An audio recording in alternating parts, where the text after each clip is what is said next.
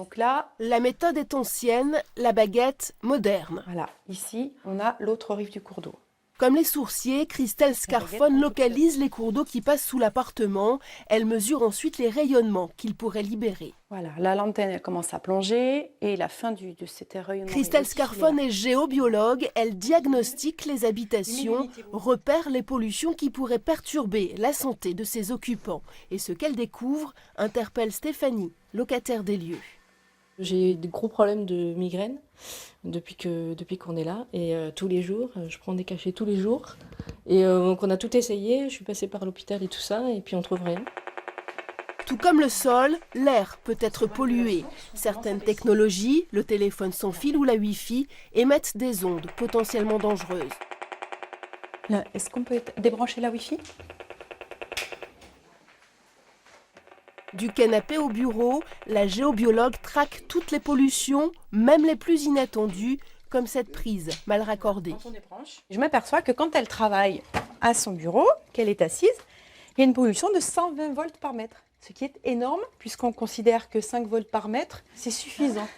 Le diagnostic posé, elle donnera ensuite des conseils pour réaménager l'appartement et corriger les nuisances.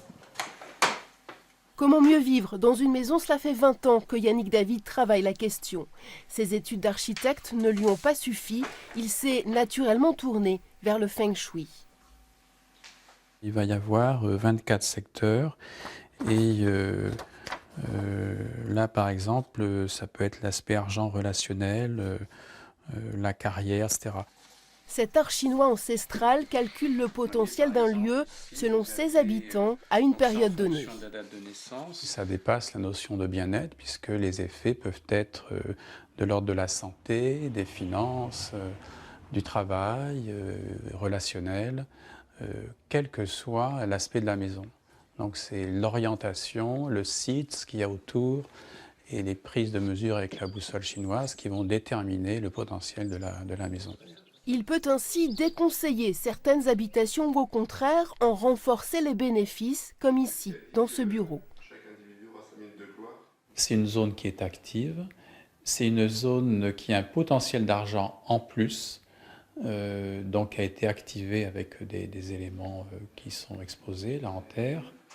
Ben, c'est pas que j'y crois, c'est que je devais vérifier. Moi, j'y croyais pas comme ça de but en blanc. Je me dis, bon, on va expérimenter, on va voir. C'était vraiment l'expérimentation qui m'a permis de voir que ça marche, quoi. Aux esprits occidentaux, le feng shui peut sembler obscur et pourtant il attire de plus en plus pour vivre en harmonie et soigner sa maison comme on soigne son corps.